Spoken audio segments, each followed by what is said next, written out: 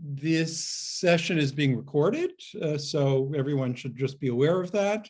I want to welcome you all on behalf of the JTS Library to our first book talk of the year 2022. Welcome.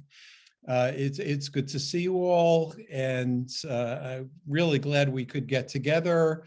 I am speaking to you, actually, I won't be the speaker today, but as host of this, I'm speaking to you from the beautiful hill country of northwestern Maryland, where I am participating as a teacher in a rabbinic retreat.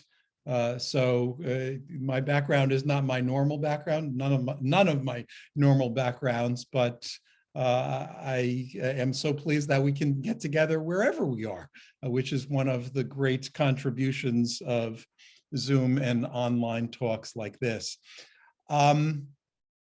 The author and the book that we're going to be considering today fits into a description of the purpose of the library book talks that I've often articulated in the past.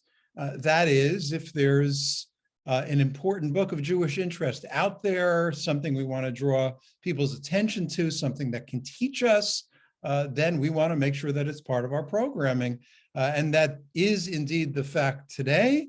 When the book was first drawn to my attention with its name, Forgotten Genocides, KHURBM, 1914 and 1922, Prelude to the Holocaust, I said to myself, well, I don't know very much about that. And I'm pretty knowledgeable in the ups and downs of Jewish history. So if I don't, I'm sure there are others who don't as well. And it would be wonderful to invite the author to share with us the immensity of historical detail and insight so that we can all be educated.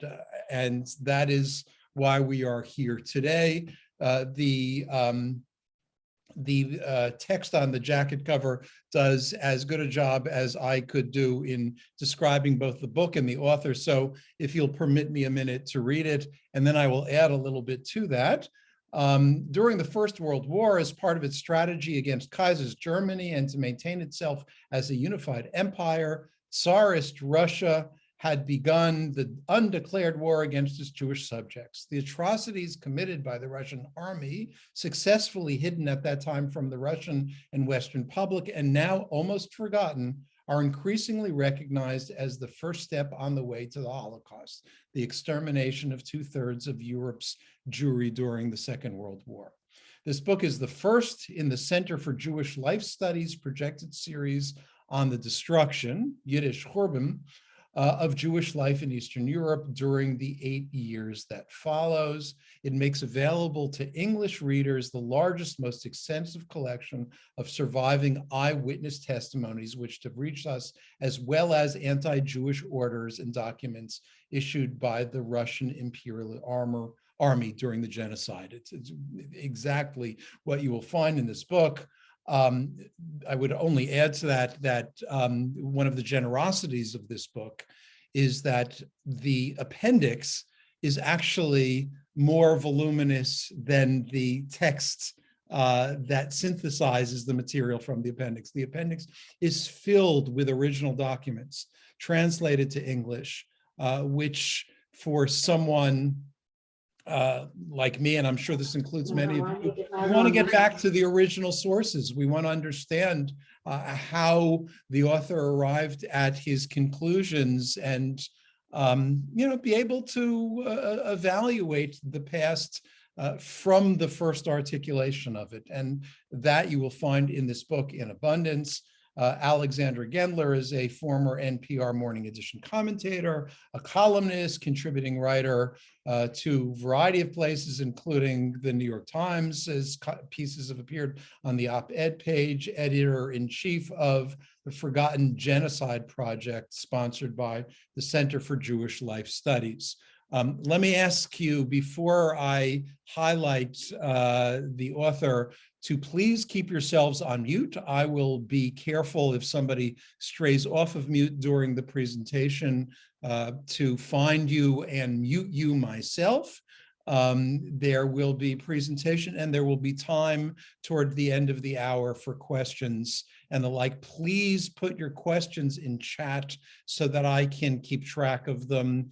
And if there's overlap or, you know, if there's some choice that needs to be made on account of timing, I can make some selections and share your questions or your comments with the author. So with that, I will highlight or spotlight, I guess is what they call here. I'll spotlight Alexander Gendler, and Alexander, the screen and the voice is yours. David, thank you very much for inviting me to speak about the content of my book. I want to also say thank you to all the people that have come. There's now more than 140 people I see are participating in this discussion. And I want to thank you very much for your time and for your attention, because talking about death is not an easy thing. In less than 3 weeks from now, on January 27th, speeches much better than mine are going to be made marking the International Holocaust Remembrance Day. Today, we're going to remember the genocide that paved the way to the Holocaust. This is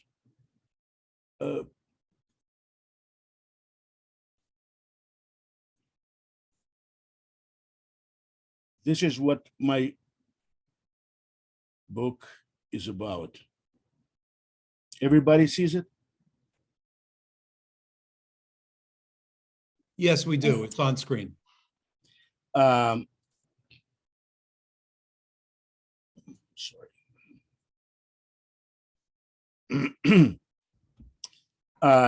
If you ask almost any intelligent and knowledgeable person, what would be the first genocide of 20th century? Most of people will say Armenian genocide of 1915, 1918 in Ottoman Turkey. I'll have to disagree. Unlike Armenian genocide, the first and now almost forgotten genocide is not mentioned in any official documents, but it unfolded 8 months before the Armenian genocide. Today, we're going to continue to call it using the same term that was used at that time 100 years ago, KHURBM in Yiddish, which means destruction. This is what this book is all about. I've given, and given the way the events of our world today are developing in this country and the world, it may unfortunately be a very important book to read. Writing about the events of that time in 1918, Shimon Dubnov,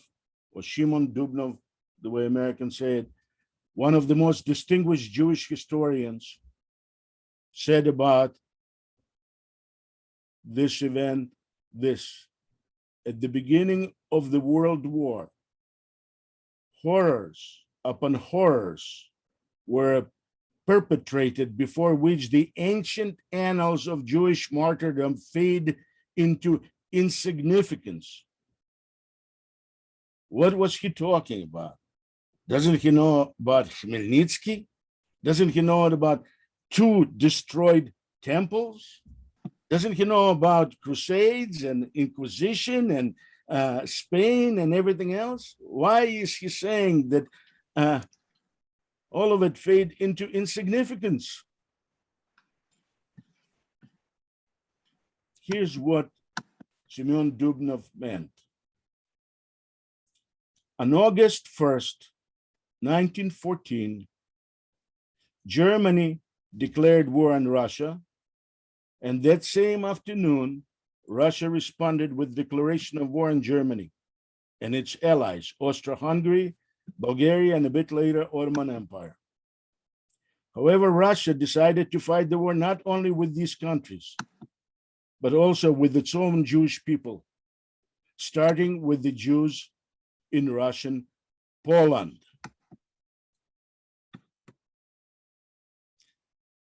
Here's the front line in Russian Poland between Germany, that is at the end of 1914, when Germany already moved east a little bit.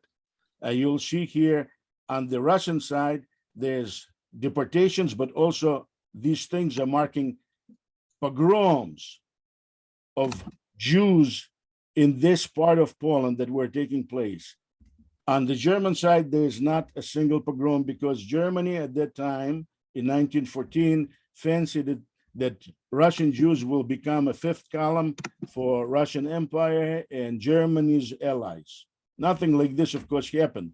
Many people were, of course, favorably disposed toward Germany but for a variety of reasons, but very few Jews betrayed Russia. In fact, more than 350,000, by some estimates, 500,000 Jews were serving in Russian army.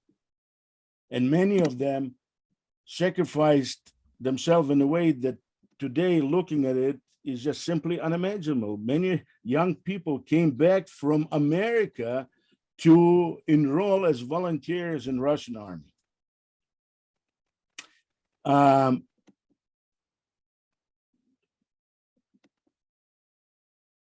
As you see here, this news of what was going on already, I'm sorry, I'm going to go back a little bit here.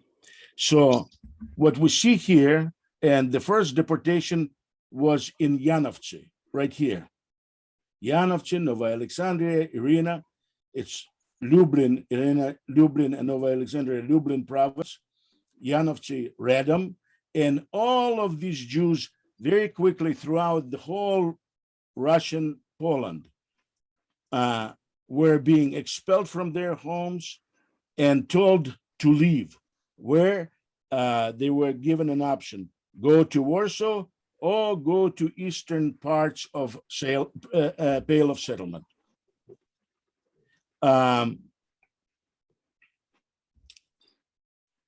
The orders were accompanied by vicious treatment of Jews, killings, beatings, in order to get Jews out of their houses and get them moving. Very quickly, they turned into mass murders. And in New York, because where people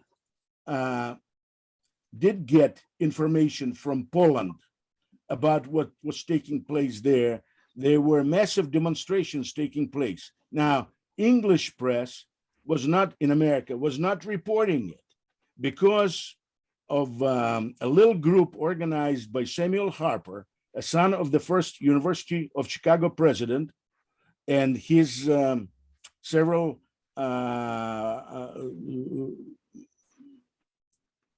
helpers, including the ambassador, American ambassador in Russia. They made sure that no news of it would get into English press. And we know that Samuel Harper, as a founder of Russian studies in the United States, at that time carried a big and important aura of authority. He was telling all these papers that this is all lies, this is all nonsense, it's German propaganda. And newspapers listened, and very little of this, what we're talking about now, ended up in English press. But in Yiddish press was filled with letters from Jews of Russia and Poland. Well, Poland was part of Russia at that time. And that's what caused this demonstration and other demonstrations. In fact, these demonstrations led to many pro-Zionist large pro-Zionist initiatives in the United States, and such thing as establishment of American Jewish Congress in 1918. I mean, but the push came from 1914 demonstrations like this. 5 years ago, in 2016, I attended in New York a conference organized by EVO. The name of that conference was A Forgotten Genocide, the Pogroms in Ukraine, 1918-1919. I spent my money on an airplane ticket, paid my $10 to get in. I was not 65 yet at that time. And this particular thing made me dig. Now, you notice that it talks about 1918, 1919, the pogroms in Ukraine. That is a forgotten genocide. And what we're talking about today is something that in American scholarship is not recognized because of a number of different people that made a decision that based on what they found before revolution, Tsarist government was not actively organizing anti-Jewish pogroms. Now, I will defer with those people, and you probably know many of them. Yes, Tsar did not organize pogroms. He did not have to. He passed the laws in 1882, May laws, that basically placed the blame for all the problems, for all the economic problems of Russian peasants on Jews, and expelled many, many, many Jews from rural areas where they lived, pointing to Jews as the problem, and thus enabling and motivating continuation of those pogroms through 1883. And then when the revolution came in 1905, well, of course, there was also Kishinev pogrom in 1903, but then the revolution came in 1905 when 3,500 or more Jews were murdered in pogroms, and more than 600 pogroms. Now, Tsar did not want those pogroms, right? Nobody wants disturbances in their own countries. But if to take side between pogromers organized by Chernosotinцы, that is the Union of Russian People, member of which was Tsar Nicholas II, the Tsar of the time, and the Jews, the police and everybody else will take the side of the pogromers.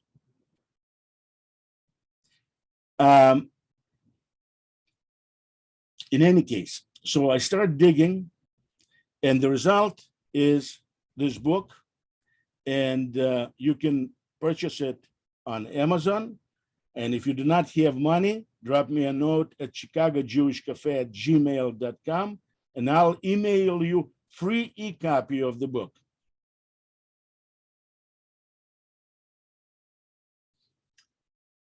The expulsions that we're talking about that began in Russian Poland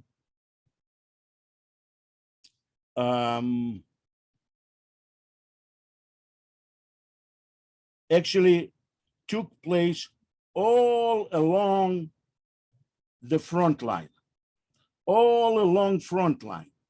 And they, of course, if policeman comes to a Jewish home and tells them within 24 hours, you need to leave your home, a Jew may leave or may not leave, or he may resist, or he may go complain to some authorities at that time that still existed. But authority, of course, is policeman. So what do you do? In order to speed up the deportation and the expulsions, the local authorities would call on local Christians, neighbors, and would try to make them help to get rid of Jews from those localities. And then when the army, because the army was stationed all along the line, the first pogroms would take place precisely in order to Brody. This is the place which many people that came to the United States crossed in order to get to Germany and then to the United States. And that was the place where the first pogrom took place in 1914. And then, of course, these pogroms spread all along front line. That is, making sure the Jews listened to local police and leave their homes. Where to? They were not told. You could go anywhere. You know, some rich people that had some horses and wagons, they would be, this is a rare photo of such person, you know, this is a rich guy. Now, we do not know what is going to happen to him once he's going to cross this piece of forest or valley, maybe there's going to be a bunch of Cossacks that are just going to grab everything that he has and maybe take even the horse, although his horse does not look like a horse that Cossacks can use. So they'll just grab him, beat him, you know. If there's one of these two women is a young woman, they're going to rape her. Now, some people were living on horses like this, you see. So you have a wagon and you do not take any food, you do not take any things, but you take your family and you move with them. But most of the people, and this is how some of the people made, you know, leave, you know, Cossacks getting them, but most of the people were on foot. They had no money, they had no horses, they had no wagons, they were moving on foot. Where? We do not know. By the end of 1914, more than 80,000 of these expellees ended up sleeping on the streets of Warsaw. That is by the end of 1914. 1915 is getting worse.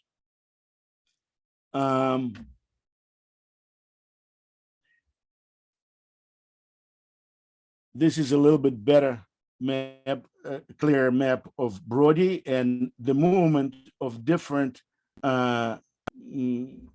groups of Jews and movement of Jewish expellees. Now, some of them you can call refugees because of the horrors they have witnessed at the places from which they were expelled. But most of them were expellees. That is, the local police would come or the Cossacks would visit. And when Cossacks are coming, then what you see beatings of men, killings, rape of women. Here's a good picture of that depicts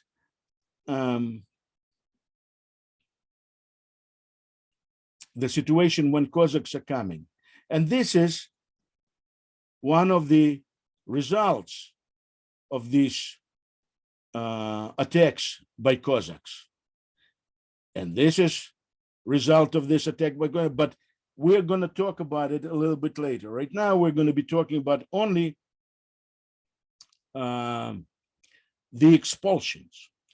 And the biggest, most massive expulsion took place, a single expulsion took place in May 5, 1915. That is, in addition to more than 100,000, let me make it a little bit bigger.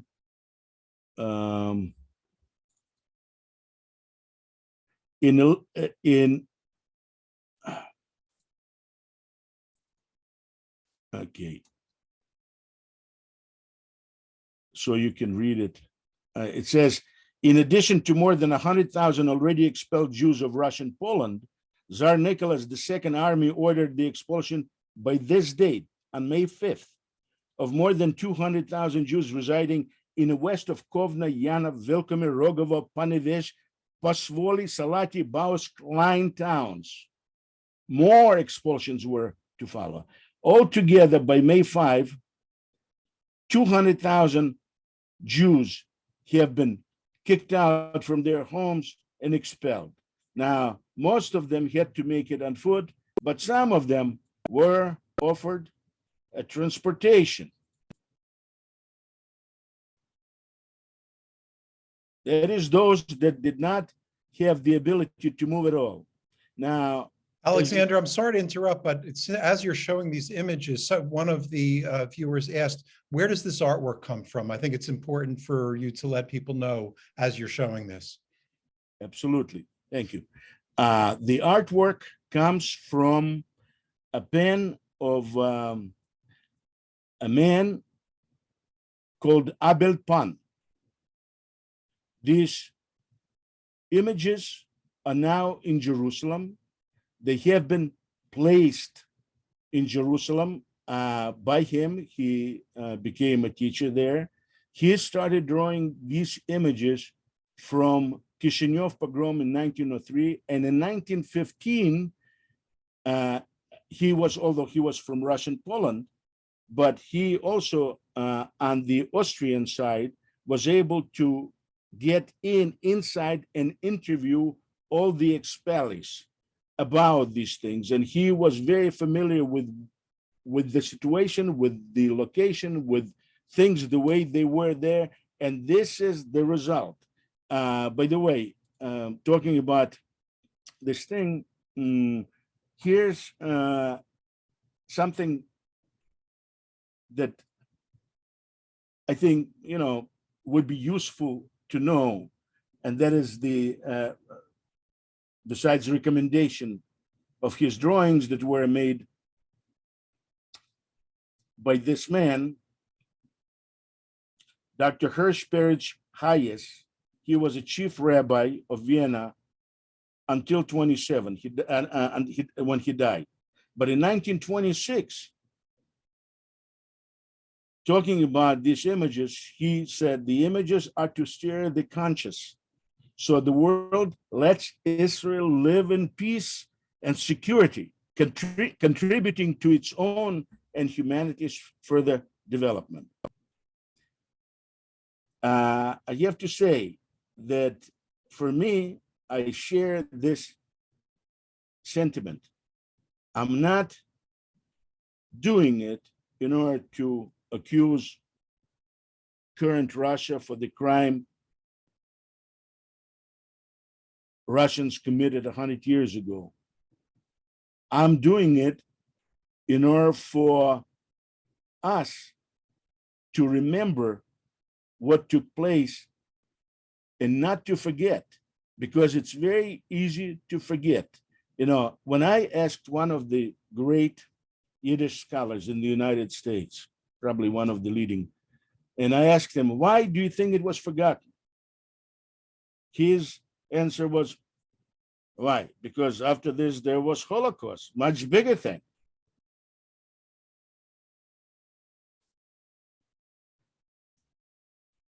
And I showed him what this Dr. Hirsch Hayes said. And he said this in 1926. Humanity has a short memory. Who today, that is in 1926, not in 2020, 21, humanity has a short memory. Who today still speaks of the atrocities committed by the Russian Tsar, of the pogroms, or of the pogroms in 1919 Ukraine? You see, he's talking about here atrocities committed by the Russian Tsar. He was talking about these particular things that we're talking about with you today. And then he goes on, Abel Pan's drawings located now in Jerusalem are not meant to be cruel, etc., etc., etc., etc., but reminders of the blood spilled by our people on the road from exile back home.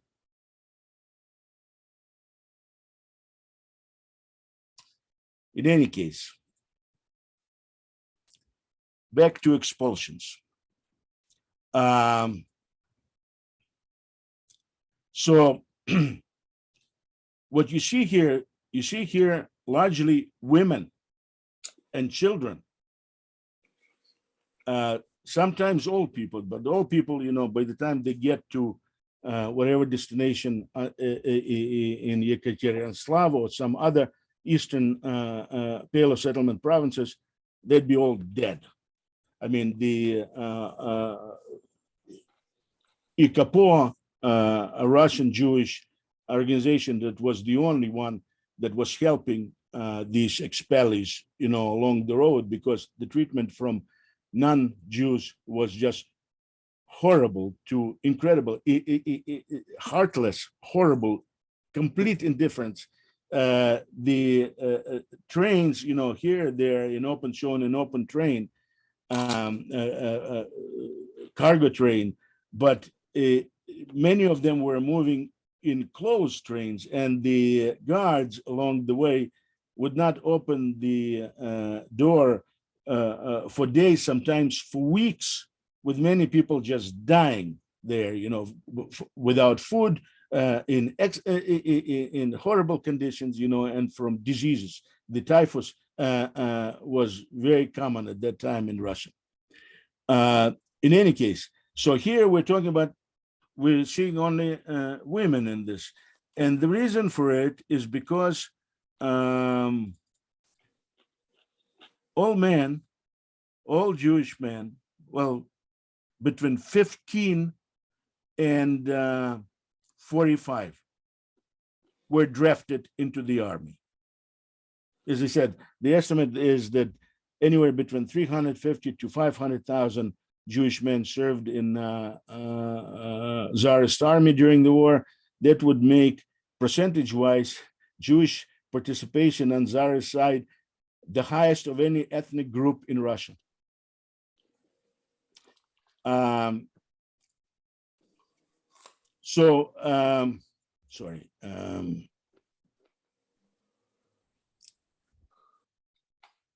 Now, I said that it was August 1st, 1914.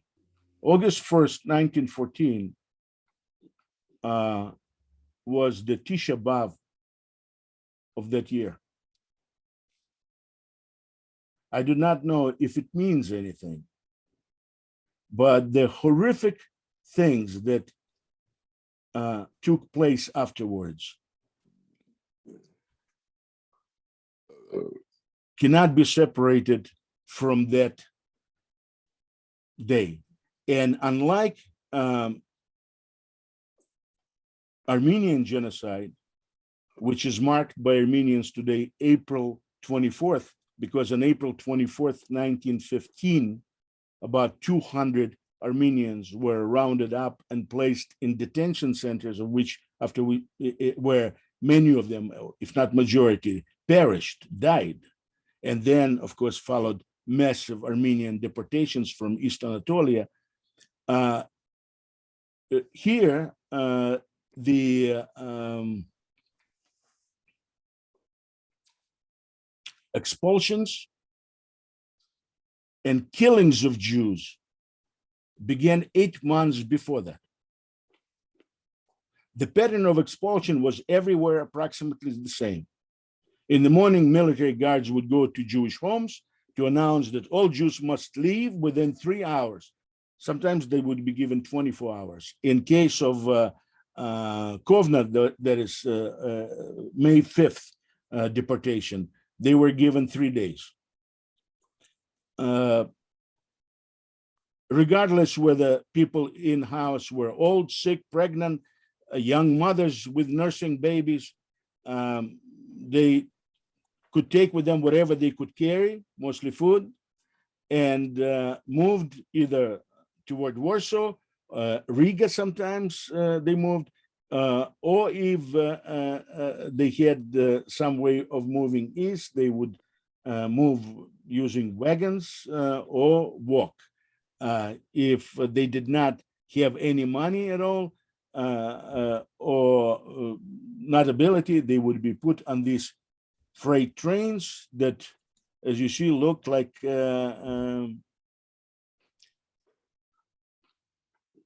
well, maybe differently, like trains 20 years after, 30 years after. In any case, if they all along the road, the soldiers would mock the Jews. The Polish mobs would scream, "Go to your Palestine, go to Bailis." Bailis, that is a trial of Bailis in 1912 that was made by Russia blood libel of Jews in Kiev. During the march, children and older people got trampled very often. At no point during this ordeal, the people were allowed to stop or rest. And when they got to some city, Warsaw or Minsk or some other thing, they would end up wallowing in disease-infested shelters for homeless, if there were such, or mostly on the street. In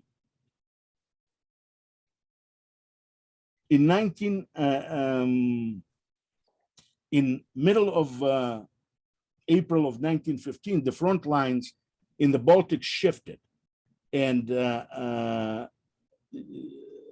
they were shifting back and forth. And when Germans would leave, even greater horrors would begin. I mean, the German occupation was not a candy, but when they left, even greater horrors begin. The Jewish neighbors and local peasants would pillage their properties. Men would be beaten. Many women were raped.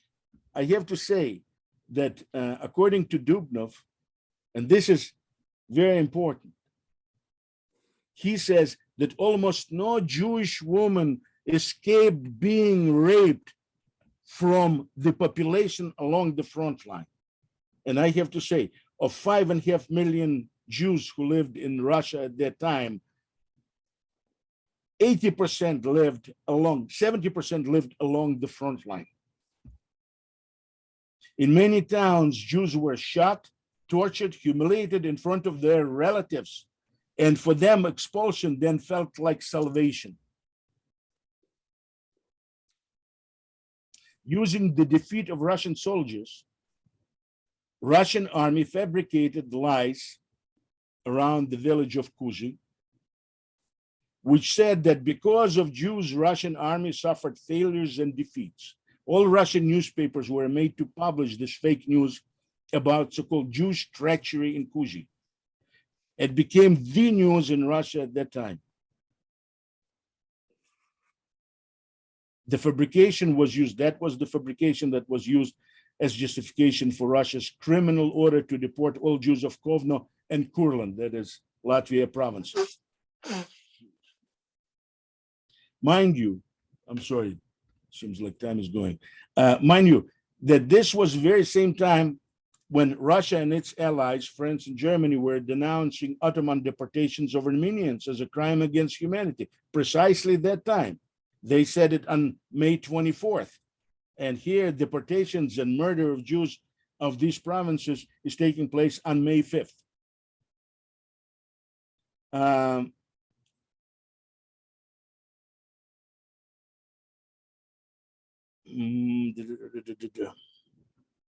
Let me get to this point.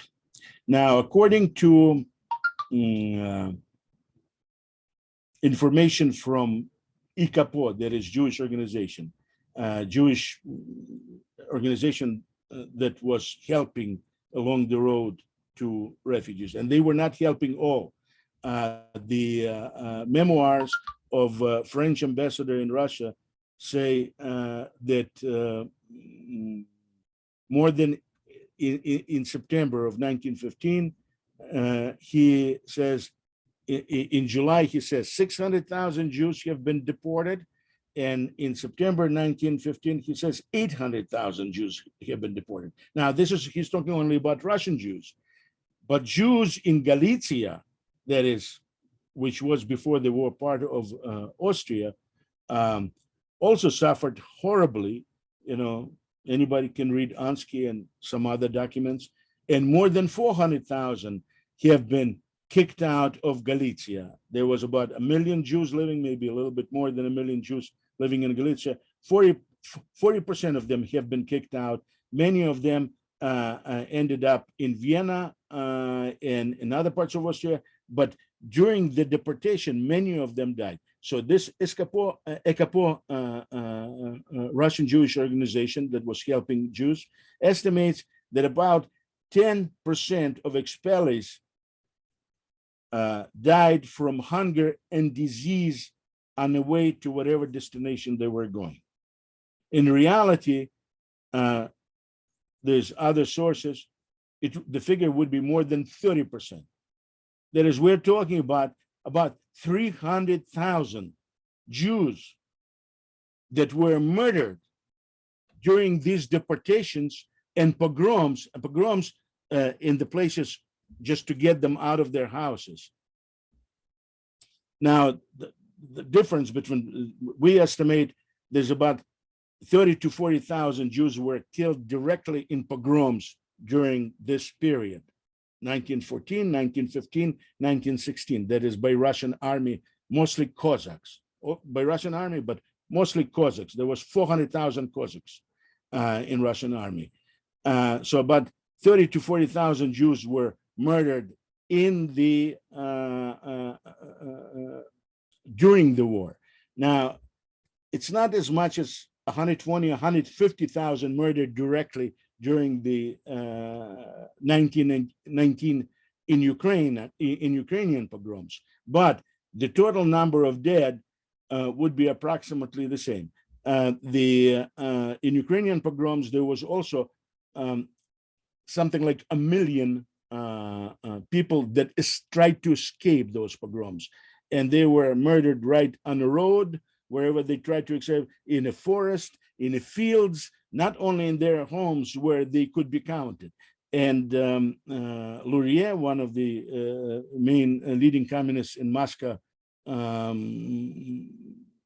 Communist Party, in 1928 lecture, in 1928, said that according to their estimates, more than 300,000 Jews died during that period as a result of these pogroms. Now, as a result of these deportations, expulsions, and pogroms, we estimate that no less than 300,000 died. The only thing is that the number of who died directly in army stage pogroms is smaller, about 30 to 40,000.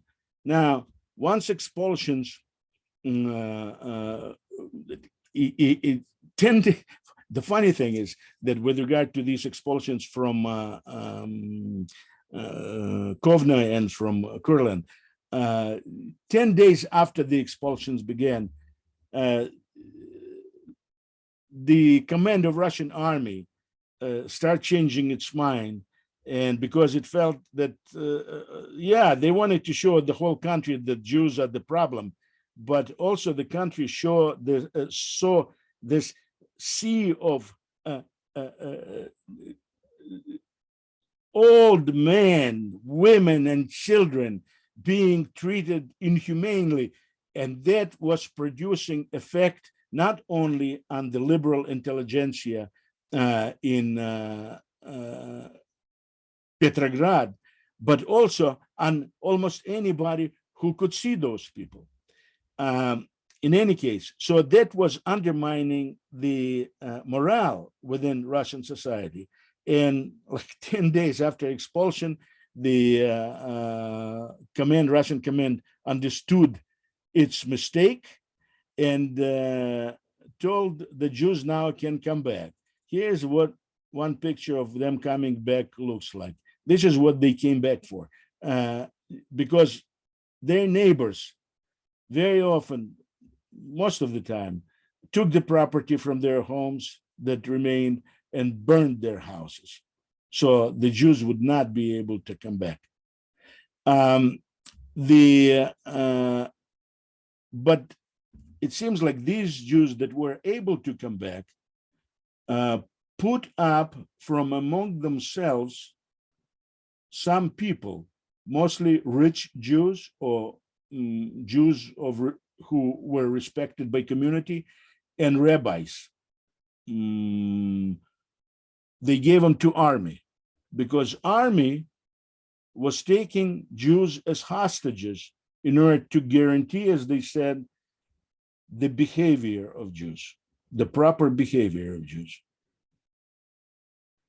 About 35,000 Jews were taken as hostages by tsarist army.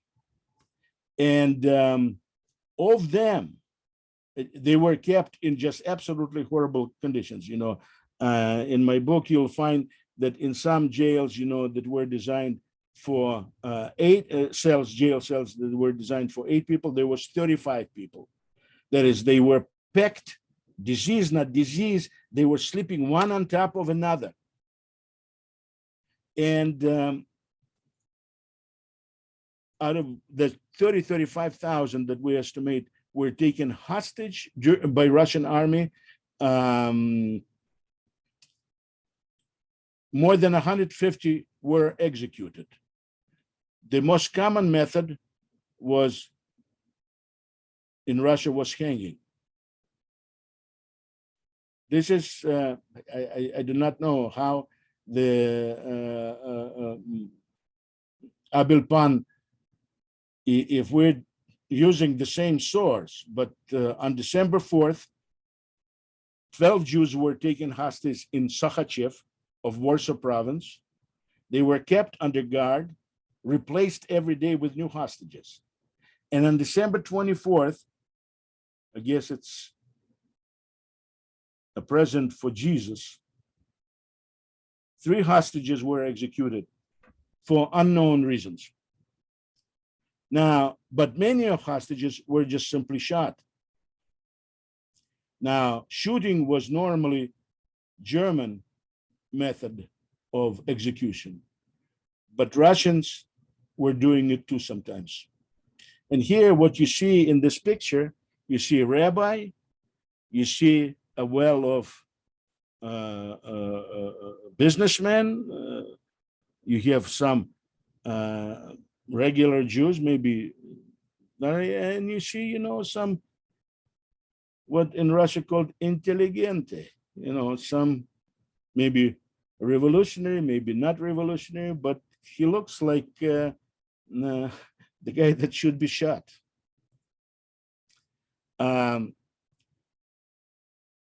It's already time. I'd like to say a few things about the pogroms that took place. That is Russian pogroms that took place, Russian army organized pogroms that took place. I mean, because this is something that needs to be said. And besides blood of men, what took place was just horrific things that were taking place with regard to women. I'm reading from my book. On September 2nd, the German troops entered Smargon. They conducted searches and arrested many people, German troops. They also confiscated leather, cash, and other valuables.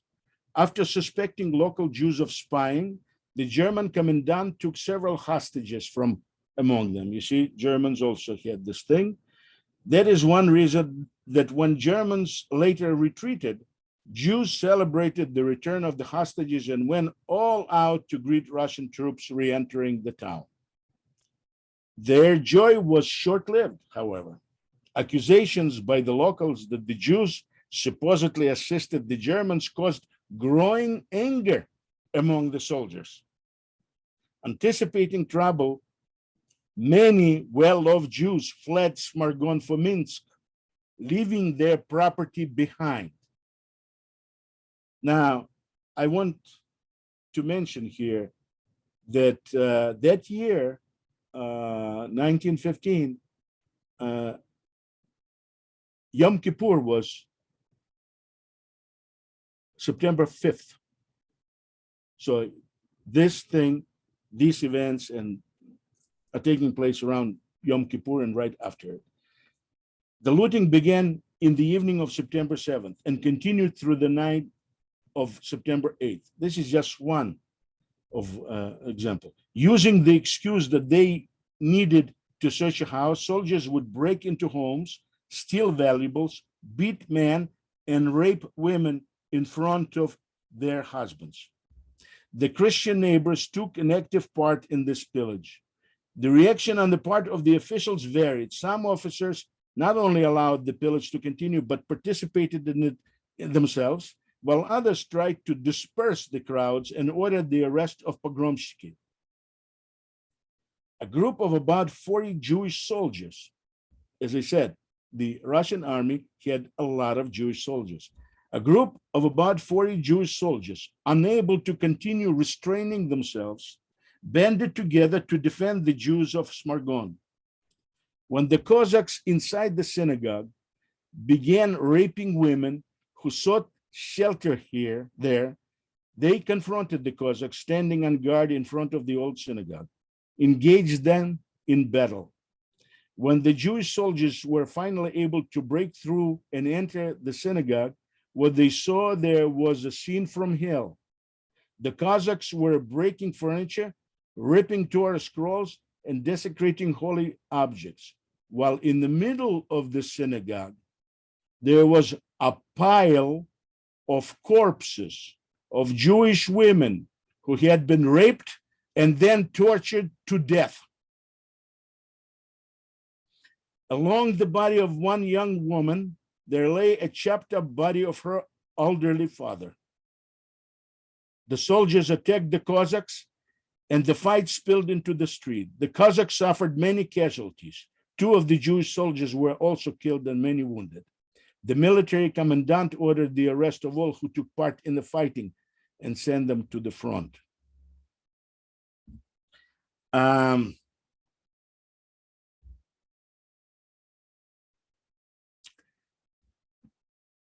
And here's one. The suffering of Jewish women during this period deserves a special place in martyrology of Russian Jewry. Often just hearing over the approaching Cossacks caused a horrific panic among Jewish women, making them flee. Cossacks attacked women of all ages and showed no pity either for little girls or elderly. As already mentioned, it didn't matter to Cossacks goons if a particular woman happened to also be the wife of a soldier in the Russian army. The savagery and lack of discrimination on the part of Cossacks was amazing. They didn't care if it was a little girl, a wrinkled old woman, or pregnant and breastfeeding woman. Anyway, many more of such situations in the book. And for now, I think okay, this is a good, I mean, there's much more to add, but you can hear my voice, right? yes, you can. Okay, so I'm going to leave you on screen and let my voice be speaking to you from the background, sharing some of the questions. Just to begin with, several people have asked about how to contact you for a electronic copy of the book. Should I have them just respond to our promotional email and we can send them your email, or do you want to say it? That would be fine, whatever. But they can also write directly at chicagojewishcafe@gmail.com. chicagojewishcafe@gmail.com. Okay, great. So if they write you there, you will send them copies. Right. Okay, good. We don't electronic copy. Electronic copy, yes. Understood. Yeah, we want money from them, but electronic copies don't cost us anything. Understood. Understood. Berenice, thank you for sharing that on the chat. There are more comments than I will be able to, then we'll have time for, but just to take a few of them quickly. One of our listeners was curious about how your book differs from the book, The Midst of Civilized Europe, the Pogroms of 1918 to 21 and the Onset of the Holocaust. I do not know anything about that book or who wrote it. And but I looked through many books dealing with the topic, and some books do mention the events that we're talking about now. But the problem is that even in recently published books, I do not see the word genocide connected to these massacres. Okay, so maybe you could explain, since you emphasized the word genocide, I think it's the common understanding of genocide is a policy, a program of, going out and intentionally murdering a people as a whole. That's certainly the understanding. People of a particular ethnic or religious group. Right. Organized, commanded from the top.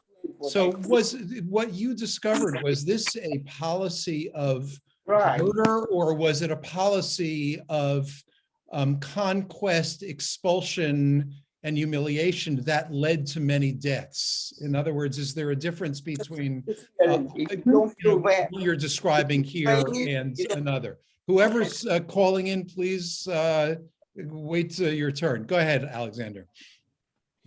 What we're talking about here is organized murder, specifically of Jews, that was a policy of Russian Imperial Army. Specifically, its point man was the Chief of Staff of Russian Army, Nikolai Yanushkevich, a favorite of Nicholas II. And the policy was designed to cement. Russia had problems, from 1902 especially, when Poles staged a rebellion. Russia had problems with Poland. It was not reliable ally. We know that some of them actually served on the side of Austro-Hungary. But so Russia wanted to please Poles, and Poles, especially the fascists of Dumsky Democratic Party, demanded that Jews would be gotten rid of. They were demanding it from before the war. The Jews should go. They staged boycotts of Jews and everything else. And the Russian army, trying to please Poles, that they were, at least those Poles that were their main allies, had the policy of expelling, deporting Jews, and giving what they called commanding heights in the economy of that area to Poles in Poland and to Ukrainians, West Ukrainians in Galicia. That was the policy. It was exactly the same with Ottoman Turks with regard to Armenians. Understood. Okay, thank you. Shelley has an important question. She wants to know whether you have any thoughts on why the Jewish community today does not have an annual day of remembrance for those who died in the pogroms, and what kind of practice you might imagine to honor those who lost their lives and their memory. This is the reason that I created this website and the Center for Jewish Life Studies. This is something that was remembered 100 years ago, is not remembered at all today. And I have to say that, of course, Holocaust is remembered, well, more in words and by many countries, but it's because Holocaust is Holocaust. The winners in the Second World War, need something to congratulate themselves with. But the problem with the genocide that we're talking about, KHURBM, especially the first genocide, is that the winners in that war were collaborators in the crime. They were allies of Russian Tsar. In France, when you try to talk about it, during when it was taking place, in the United States, as you see, there were demonstrations because the United States was neutral at that time. But France was on the side of Russia, and people who tried to do something about it would be instantly threatened with the jail. In England, they were not threatened with jail, but they were ignored because Russia was a very important ally for England. Now, I have to say that people in England today, talking about it and answering this, Jewish scholars on that area, this is very interesting. When first I asked, is it genocide? The answer was absolutely. Mm-hmm. Later on, well, it was more like genocidal violence. Playing on words. And in the United States too, there's similar things. Now, and talking about Jews, that is Jewish organization, regardless whether scholars or not scholars, there's a big problem, a really big problem. And that is why this problem needs to be addressed. And that's why this KHURBM needs to be remembered. That is the problem of women's being raped across the entire front line. Now, I understand that they were not young men to defend, and older men were not in position to defend, and on and on. And there were all kinds of things that were taking place. And people, when the whole Jewish communities were destroyed, people lost all faith, whatever remained in God and everything else, and were doing all kinds of nasty things, behaving also very immorally. But we need to remember it, because things have a tendency to repeat themselves. And, you know, if from a Holocaust staged by Germany, there's not much you can learn, because, you know, my God, such a vicious, such a murderous, such an incredible event, you know, is difficult to repeat. But this KHURBM genocide repeats itself as a pattern in all genocides that we know of. Got it. There are other comments and questions, but our time is up. So I'm going to recommend you've given your email. So others who have got questions, can they send them to you via the email? Okay, Please. great. Let me thank everybody for coming for what I hope you found, as I did, a very important educational experience. And as I said earlier, I appreciate very much having you know, the opportunity to read this book with its immense detail and its abundant quotation of original sources.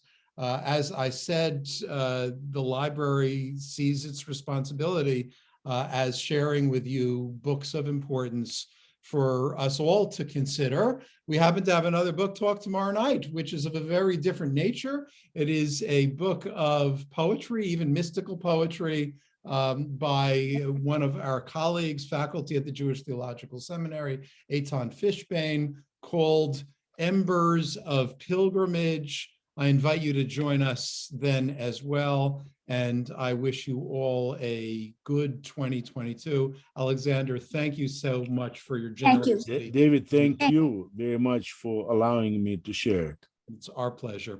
Okay, bye-bye to everybody, and good Bye. to see you. Yasher koach. Toda rabah. Yasher koach gam lecha.